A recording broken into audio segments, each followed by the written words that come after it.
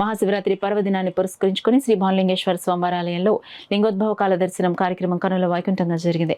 భక్తులు పరమశివుణ్ణి దర్శించి పునీతులయ్యారు. కాకినాడ భానుగుడి సెంటర్లో వేయించేసిన శ్రీ ఉషా రాజరాజేశ్వరి సమేత శ్రీ భానులింగేశ్వర స్వామివారి ఆలయంలో మహాశివరాత్రి పర్వదినాన్ని పురస్కరించుకుని ఆలయంలో ప్రత్యేక పూజలు, అభిషేకాలు శాస్త్రోక్తంగా జరిపించారు.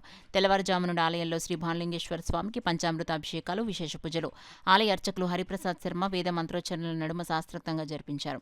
ఆలయానికి విచ్చేసే భక్తులకు క్యూ లైన్లు ఏర్పాటు చేసి మంచినీరు, మజ్జిగను అందించారు. ఆలయానికి పెద్ద సంఖ్యలో నగర ప్రముఖులు, భక్తులు విచ్చేసి స్వామివారిని దర్శించి పూజలు చేశారు.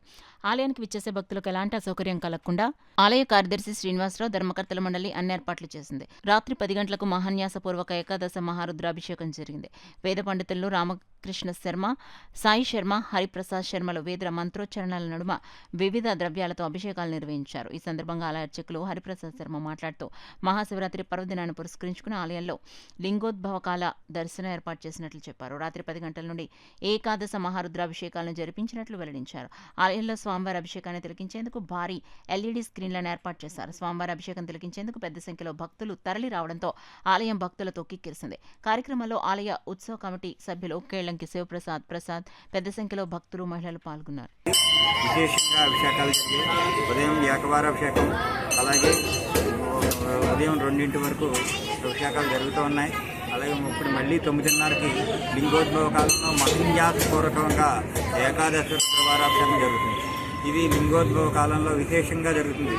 ఈ అభిషేకానికి అనేక మంది భక్తులు విచ్చేసి విశేషంగా అభిషేకం జరిపించుకుని తీర్థ ప్రసాదాలు సేకరిస్తారు. అలాగే ఈ మహాశివరాత్రి సందర్భంగా భక్తుల సహకారంతో స్వామివారికి వెండి పానవట్టానికి కవచం చేయించడం జరిగింది. అది అలంకారం కూడా చేయడం జరిగింది. స్వామివారి ఈవేళ ఉదయం నుంచి అనేక వేల మంది విచ్చేసి ఈ పర్వదినంలో స్వామిని దర్శించుకుని స్వామివారి కృపకు పాత్రులయ్యారు.